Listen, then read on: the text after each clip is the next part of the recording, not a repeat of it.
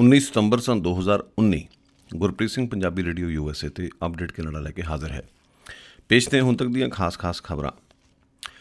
Trudeau ਤੋਂ ਲੱਗੇ ਅਤੀਤ ਵਿੱਚ ਸਿਆਹ ਅਤੇ ਭੂਰੀ ਨਸਲ ਦੇ ਲੋਕਾਂ ਦੀ ਖਿੱਲੀ ਉਡਾਉਣ ਦੇ ਦੋਸ਼। ਵੈਨਕੂਵਰ ਤੋਂ ਲਿਬਰਲ ਮੈਂਬਰ ਪਾਰਲੀਮੈਂਟ ਹੈਡੀ ਫਰਾਈ ਦੀ ਚੋਣ ਦਫ਼ਤਰ 'ਤੇ ਨਸਲੀ ਹਮਲਾ। ਗ੍ਰੀਨ ਪਾਰਟੀ ਦੀ ਨੇਤਾ ਐਲਿਜ਼ਬeth ਮੇ ਜੂਡੀ ਵਿਲਸਨ ਰਿਬੋਟ ਤੇ ਜੇਨ ਫਿਲਿਪੋਡ ਦੀ ਹਮਾਇਤ 'ਤੇ ਨਿਤਰੀ। ਹੁਣ ਖਬਰਾਂ ਦਾ ਵਿਸਥਾਰ। ਪ੍ਰਧਾਨ ਮੰਤਰੀ ਜਸਟਿਨ ਟਰੂਡੋ 'ਤੇ ਅਤੀਤ ਵਿੱਚ ਸਿਆਹ ਅਤੇ ਭੂਰੀ ਨਸਲ ਦੇ ਲੋਕਾਂ ਦੀ ਖਿੱਲੀ ਉਡਾਉਣ ਦੇ ਦੋਸ਼ ਲੱਗ ਰਹੇ ਨੇ।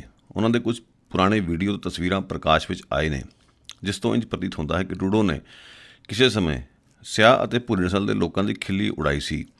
ਖਾਸ ਤੌਰ 'ਤੇ 2001 ਦੀ ਇੱਕ ਤਸਵੀਰ ਕਾਫੀ ਚਰਚਿਤ ਹੋਈ ਹੈ। ਉਸ ਸਮੇਂ ਟਰੂਡੋ ਵੈਨਕੂਵਰ ਦੇ ਸਕੂਲ ਵਿੱਚ ਪੜ੍ਹਾਉਂਦੇ ਹੁੰਦੇ ਸਨ ਅਤੇ ਅਲਾਦੀਨ ਬਣੇ ਸਨ, ਜਿਸ ਦੇ ਲਈ ਉਹਨਾਂ ਨੇ ਆਪਣੇ ਚਿਹਰੇ 'ਤੇ ਪੂਰਾ ਰੰਗ ਮਲ ਲਿਆ ਸੀ ਅਤੇ ਇਸ ਮਾਮਲੇ ਦੇ ਪ੍ਰਕਾਸ਼ ਵਿੱਚ ਆਉਣ ਤੋਂ ਪਿੱਛੋਂ ਟਰੂਡੋ ਪੂਰੀ ਤਰ੍ਹਾਂ ਘਿਰ ਗਏ ਨੇ। ਚੇਤੇ ਰਹੇ, ਇਸ ਸਮੇਂ ਕੈਨੇਡਾ ਦੀ ਚੋਣ ਦੌਰਾਨ ਨਸਲਵਾਦ ਦਾ ਮੁੱਦਾ ਪੂਰੀ ਤਰ੍ਹਾਂ ਭਾਰੂ ਹੈ ਅਤੇ ਟਰੂਡੋ 'ਤੇ ਦੋਸ਼ ਲੱਗ ਰਹੇ ਨੇ ਕਿ ਉਹਨਾਂ ਨੇ ਵੀ ਆਪਣੇ ਸਮਿਆਂ ਦੇ ਵਿੱਚ ਨਸਲਵਾਦ ਕੀਤਾ ਹੈ। ਟਰੂਡੋ ਨੇ ਇਹਨਾਂ ਗੱਲਾਂ ਨੂੰ ਸਵੀਕਾਰ ਕਰਦਿਆਂ ਮਾਫੀ ਮੰਗੀ ਹੈ। ਉਹਨਾਂ ਨੇ ਕਿਹਾ ਕਿ ਉਹਨਾਂ ਨੂੰ ਇਸ ਗੱਲ ਦਾ ਬੇਹੱਦ ਅਫਸੋਸ ਹੈ ਕਿ ਉਹ ਨਸਲੀ ਕਾਰਵਾਈਆਂ ਕਰਦੇ ਰਹੇ ਅਤੇ ਉਹਨਾਂ ਨੂੰ ਇਸ ਗੱਲ 'ਤੇ ਸ਼ਰਮ ਮਹਿਸੂਸ ਹੋ ਰਹੀ ਹੈ। ਵੈਨਕੂਵਰ ਸੈਂਟਰ ਤੋਂ ਲਿਬਰਲ ਮੈਂਬਰ ਪਾਰਲੀਮੈਂਟ ਹੈਡੀ ਫਰਾਈ ਦੇ ਚੋਣ ਦਫ਼ਤਰ 'ਤੇ ਨਸਲੀ ਹਮਲਾ ਹੋਇਆ ਹੈ। ਉਹਨਾਂ ਦੇ ਚੋਣ ਦਫ਼ਤਰ ਦੀ ਬਾਰੀ ਉੱਪਰ ਨਸਲੀ ਗ੍ਰੈਫਿਟੀ ਵਾ ਦਿੱਤਾ ਗਿਆ। ਹੈਡੀ ਫਰਾਈ ਖੁਦ ਵੀ ਘੱਟ ਗਿਣਤੀ ਫਿਰਕੇ ਨਾਲ ਜੁੜੀ ਹੋਈ ਹੈ। ਉਹ ਫਿਲੀਪੀਨੋ ਮੂਲ ਦੀ ਹੈ ਅਤੇ ਸਿਆਹ ਨਸਲ ਦੀ ਹੈ। ਹੈਡੀ ਫਰਾਈ ਦੇ ਚੋਣ ਦਫ਼ਤਰ ਦੇ ਬਾਹਰ ਕੁਝ ਲੋਕਾਂ ਨੇ ਨਸਲੀ ਗ੍ਰੈਫਿਟੀ ਵਾ ਦਿੱਤਾ, ਜਿਸ ਨੂੰ ਲੈ ਕੇ ਵਾਦ-ਵਿਵਾਦ ਛਿੜ ਪਿਆ ਹੈ।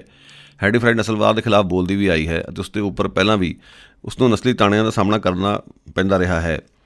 ਦਰਅਸਲ ਹੈਡੀ ਫਰਾਈ ਨੇ ਟੋਰੀ ਪਾਰਟੀ ਦੇ ਇੱਕ ਉਮੀਦਵਾਰ ਨੂੰ ਲੈ ਕੇ ਟਵੀਟ ਕੀਤਾ ਸੀ।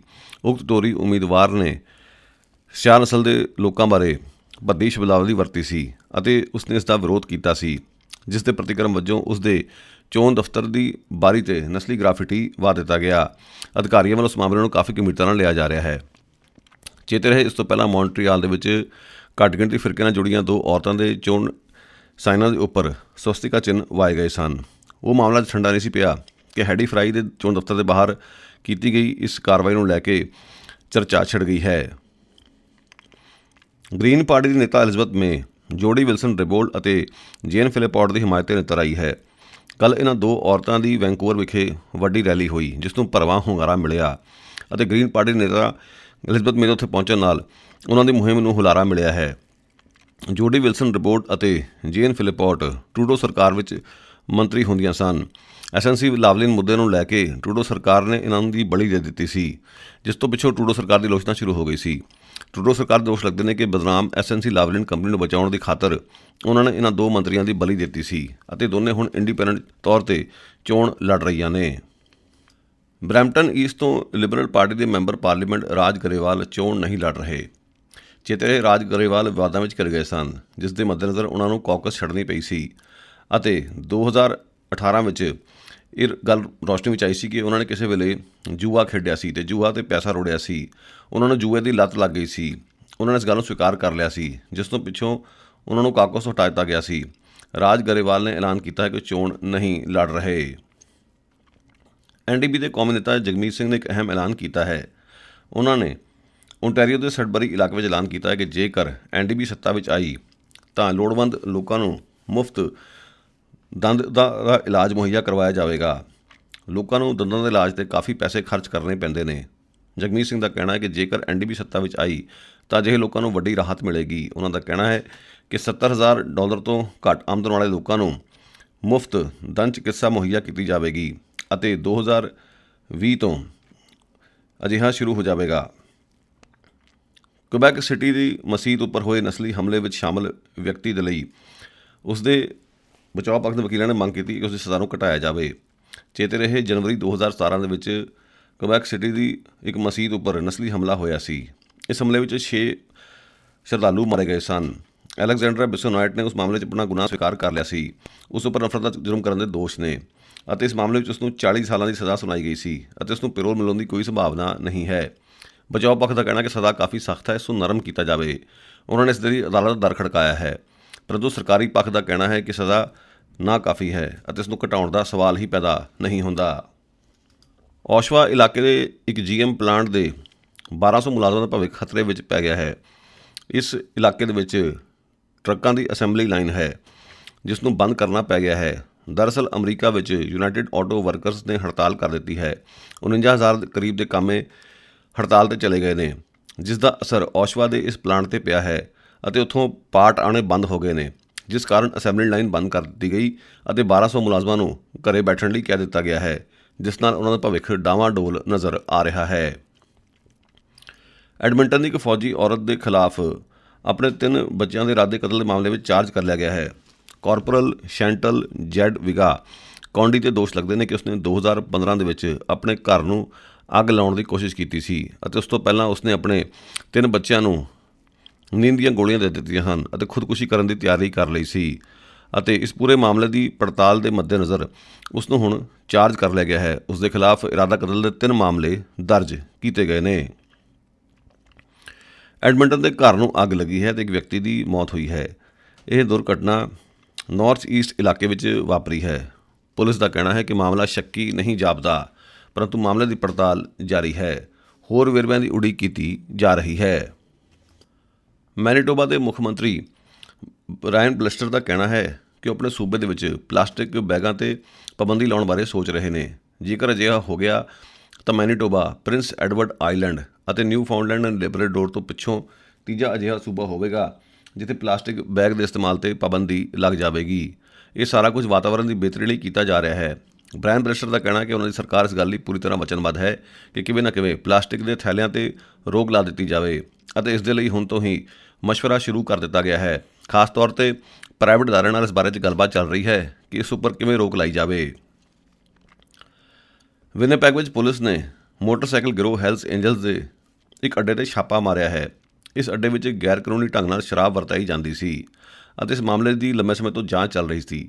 ਜਾਂਚ ਤੋਂ ਪਿੱਛੋਂ ਕੁਝ ਲੋਕਾਂ ਨੂੰ ਚਾਰਜ ਕੀਤਾ ਗਿਆ ਹੈ ਅਤੇ ਇਸ ਮਾਮਲੇ ਨੂੰ ਕਾਫੀ ਗੰਭੀਰਤਾ ਨਾਲ ਲਿਆ ਜਾ ਰਿਹਾ ਹੈ। ਪੁਲਿਸ ਦਾ ਕਹਿਣਾ ਹੈ ਕਿ ਇਸ ਅੱਡੇ ਤੋਂ ਲੋਕਾਂ ਨੂੰ ਗੈਰ ਕਾਨੂੰਨੀ ਢੰਗ ਨਾਲ ਸ਼ਰਾਬ ਪਿਆਈ ਜਾਂਦੀ ਸੀ। BC ਵਿੱਚ ਭਿਆਨਕ ਬਿਮਾਰੀ ਨਾਲ ਜੂਝ ਰਹੀ ਇੱਕ ਔਰਤ ਨੂੰ ਡਾਕਟਰੀ ਸਹਾਇਤਾ ਨਾਲ ਖੁਦਕੁਸ਼ੀ ਕਰਨ ਦੀ ਆਗਿਆ ਮਿਲ ਗਈ ਹੈ। 29 ਸਾਲਾ ਜੂਲੀਆ ਲੈਂਬ ਭਿਆਨਕ ਬਿਮਾਰੀ ਨਾਲ ਜੂਝ ਰਹੀ ਹੈ ਅਤੇ ਵੀਲ ਚੇਅਰ 'ਤੇ ਰਹਿੰਦੀ ਹੈ ਅਤੇ ਉਸ ਦਾ ਕਹਿਣਾ ਹੈ ਕਿ ਉਸ ਉੱਪਰ ਤਰਸ ਕੀਤਾ ਜਾਵੇ ਅਤੇ ਉਸ ਨੂੰ ਆਪਣੀ ਇੱਛਾ ਅਨੁਸਾਰ ਮਰਨ ਲਈ ਆਗਿਆ ਦਿੱਤੀ ਜਾਵੇ। ਮਨੁੱਖੀ ਅਧਿਕਾਰਾਂ ਦੇ ਸੰਗਠਨ BC ਸਿਵਲ ਲਿਬਰਟੀਜ਼ ਯੂਨੀਅਨ ਨੇ ਉਸ ਦਾ ਸਾਥ ਦਿੱਤਾ ਸੀ ਅਤੇ ਮਾਮਲਾ ਅਦਾਲਤ ਵਿੱਚ ਲੈ ਗਏ ਸਨ। ਹੁਣ ਉਸ ਨੂੰ ਅਜਿਹਾ ਕਰਨ ਦੀ ਆਗਿਆ ਮਿਲ ਗਈ ਹੈ ਅਤੇ BC ਸਿਵਲ ਲਿਬਰਟੀਜ਼ ਦਾ ਮੁਕੱਦਮਾ ਖਾਰਜ ਕਰ ਦਿੱਤਾ ਗਿਆ ਹੈ। ਸਰੀ ਵਿੱਚੋਂ ਸਿਟੀ ਹਾਲ ਵਾਲਿਆਂ ਨੇ ਜਨਤਕ ਥਾਵਾਂ 'ਤੇ ਲੱਗੇ ਇਲੈਕਸ਼ਨ ਸਾਈਨ ਹਟਾਉਣੇ ਸ਼ੁਰੂ ਕਰ ਦਿੱਤੇ ਨੇ।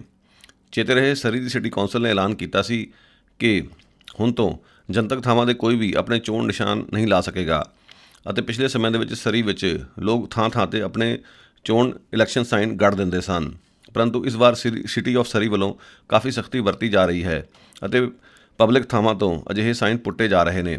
ਲੋਕਾਂ ਨੂੰ ਕਿਹਾ ਜਾ ਰਿਹਾ ਹੈ ਕਿ ਸਿਰਫ ਪ੍ਰਾਈਵੇਟ ਥਾਵਾਂ 'ਤੇ ਹੀ ਸਾਈਨ ਲਾਏ ਜਾਣ, ਜਿਸ ਕਾਰਨ ਲੋਕਾਂ ਦੇ ਘਰਾਂ ਵਿੱਚ ਚੋਣ ਇਲੈਕਸ਼ਨ ਸਾਈਨ ਲਾਉਣ ਦਾ ਰੁਝਾਨ ਵਧਿਆ ਹੈ। BC ਦੀ ਵਿਰੋਧੀ ਧਿਰ ਲਿਬਰਲ ਪਾਰਟੀ ਨੇ ਮੰਗ ਕੀਤੀ ਹੈ ਕਿ ਵੇਪਿੰਗ ਦੀ ਰੋਕਥਾਮ ਲਈ ਢੁਕਵੇਂ ਕਦਮ ਚੁੱਕੇ ਜਾਣ। ਵੇਪਿੰਗ ਦਾ ਰੁਝਾਨ ਨੌਜਵਾਨਾਂ ਵਿੱਚ ਦਿਨੋਂ ਦਿਨ ਵੱਧਦਾ ਹੀ ਜਾ ਰਿਹਾ ਹੈ, ਜਿਸ ਕਾਰਨ ਇੱਕ ਨੌਜਵਾਨ ਦੇ ਬਿਮਾਰ ਪੈਣ ਦਾ ਸਮਾਚਾਰ ਹੈ। ਇਹ ਪਹਿਲੀ ਵਾਰ ਹੈ ਕਿ BC ਵਿੱਚ ਵੇਪਿੰਗ ਕਾਰਨ ਕੋਈ ਬਿਮਾਰ ਹੋਇਆ ਹੈ। ਵੇਪਿੰਗ ਦਾ ਰੁਝਾਨ ਨੌਜਵਾਨਾਂ ਵਿੱਚ ਕਾਫੀ ਵਧਿਆ ਹੈ। ਉਹ ਅਜਿਹੀ ਸਿਗਰਟ ਦਾ ਸੇਵਨ ਕਰਦੇ ਨੇ ਜਿਸ ਵਿੱਚ ਤੰਬਾਕੂ ਤਾਂ ਨਹੀਂ ਹੁੰਦਾ, ਪਰੰਤੂ ਧੂੰਆਂ ਹੁੰਦਾ ਹੈ ਅਤੇ ਕਈ ਵਾਰ ਸਿਹਤ ਲਈ ਹਾਨੀਕਾਰਕ ਵੀ ਹੋ ਸਕਦਾ ਹੈ। ਲਿਬਰਲ ਪਾਰਟੀ ਦੇ MLA ਟੌਡ ਸਟੋਨ ਨੇ ਬਕਾਇਦਾ ਇਸ ਸੰਬੰਧ ਵਿੱਚ ਸਿਹਤ ਮੰਤਰੀ ਏਡਰੀਅਨ ਡਿਕਸ ਅਤੇ BC ਦੇ ਮੁੱਖ ਮੰਤਰੀ ਜੌਨ ਹੌਰਗਨ ਦੇ ਨਾਲ ਚਿੱਠੀ ਲਿਖੀ ਹੈ, ਜਿਸ ਵਿੱਚ ਉਹਨਾਂ ਨੇ ਮੰਗ ਕੀਤੀ ਹੈ ਕਿ ਇਸ ਪ੍ਰਕਿਰਿਆ 'ਤੇ ਰੋਕ ਲਾਈ ਜਾਵੇ। ਤੇ ਅੰਤ ਵਿੱਚ ਤਬਸਰਾ। ਇਸ ਸਮੇਂ ਕੈਨੇਡਾ ਦੀਆਂ ਚੋਣਾਂ ਸਮੇਂ ਨਸਲਵਾਦ ਦਾ ਮੁੱਦਾ ਪੂਰੀ ਤਰ੍ਹਾਂ ਭਾਰੂ ਹੁੰਦਾ ਜਾ ਰਿਹਾ ਹੈ। ਸੱਜੇ ਪੱਖੀ ਪਾਰਟੀਆਂ ਦੇ ਖੁੱਲ੍ਹਾ ਤੌਰ 'ਤੇ ਨਸਲਵਾਦ ਕਰਨ ਦੇ ਦੋਸ਼ ਤਾਂ ਲੱਗਦੇ ਆ ਹੀ ਰਹੇ ਨੇ, ਪਰੰਤੂ ਹੁਣ ਟਰੂਡੋ ਵੀ ਇਸ ਮਾਮਲੇ ਵਿੱਚ ਘਿਰ ਗਏ ਨੇ। ਟਰੂਡੋ ਦੇ ਦੋਸ਼ ਲੱਗਦੇ ਨੇ ਕਿ ਅਤੀਤ ਵਿੱਚ ਉਹ ਘੱਟ ਗਿਣਤੀ ਭਾਈਚਾਰੇ ਦੀ ਖਿੱਲੀ ਉਡਾਉਂਦੇ ਰਹੇ ਨੇ। ਚਾਹੇ ਉਹਨਾਂ ਨੇ ਸਾਰਾ ਕੁਝ ਅਚੇਤ ਮੰਨਣਾ ਕੀਤਾ, ਪਰੰਤੂ ਇਸ ਨੂੰ ਮਾਫ ਨਹੀਂ ਕੀਤਾ ਜਾ ਸਕਦਾ। ਚੇਤੇ ਰਹੇ, ਟਰੂਡੋ ਕਿਸੇ ਵੇਲੇ ਟੀਚਰ ਹੁੰਦੇ ਸਨ ਅਤੇ ਉਹਨਾਂ ਦੇ ਪਿਤਾ PA ਟਰੂਡੋ ਕੈਨੇਡਾ ਦੇ ਸਤਿਕਾਰਤ ਪ੍ਰਧਾਨ ਮੰਤਰੀ ਹੁੰਦੇ ਸਨ, ਜਿਨ੍ਹਾਂ ਨੇ ਆਪਣੇ ਸਮਿਆਂ ਦੇ ਵਿੱਚ ਨਸਲਵਾਦ ਦੀ ਰੋਕਥਾਮ ਲਈ ਢੁਕਵੇਂ ਕਦਮ ਚੁੱਕੇ ਸਨ ਅਤੇ ਘੱਟ ਗਿਣਤੀਆਂ ਲਈ ਦਰਵਾਜ਼ੇ ਖੋਲ੍ਹੇ ਸਨ, ਜਿਸ ਕਾਰਨ ਸਵਾਲ ਕਰਨੇ ਜਾਇਜ਼ ਨੇ ਕਿ ਟਰੂਡੋ ਨੂੰ ਇਹ ਕਿਉਂ ਨਹੀਂ ਸੀ ਪਤਾ ਕਿ ਅਜਿਹੀ ਖਿੱਲੀ ਉਡਾਉਣ ਵਾਲੀ ਹਰਕਤ ਬੇਹੱਦ ਮਾੜੀ ਹੈ। ਉਸ ਸਮੇਂ ਤੱਕ ਲੋਕਾਂ ਵਿੱਚ ਆਮ ਸੋਝੀ ਆ ਚੁੱਕੀ ਸੀ ਕਿ ਗੋਰੇ ਲੋਕਾਂ ਨੂੰ ਚਾਹੀਦਾ ਕਿ ਕਦੇ ਵੀ ਆਪਣੇ ਮੂੰਹ 'ਤੇ ਸਿਆਹ ਜਾਂ ਭੂਰਾ ਰੰਗ ਮਲ ਕੇ ਘੱਟ ਗਿਣਤੀਆਂ ਦੀ ਖਿੱਲੀ ਨਾ ਉਡਾਉਣ। ਫਿਰ ਟਰੂਡੋ ਨੇ ਗਲਤੀ ਕਿਉਂ ਕੀਤੀ? ਇਹ ਵੀ ਵੇਖਣ ਵਾਲੀ ਗੱਲ ਹੈ ਕਿ ਪਿਛਲੀਆਂ 2015 ਦੀਆਂ ਚੋਣਾਂ ਵਿੱਚ ਇਹ ਮਾਮਲਾ ਬਾਹਰ ਕਿਉਂ ਨਹੀਂ ਆਇਆ ਅਤੇ ਹੁਣ ਇਸ ਮਾਮਲੇ ਨੂੰ ਬਾਹਰ ਕਿਉਂ ਕੱਢਿਆ ਜਾ ਰਿਹਾ ਹੈ।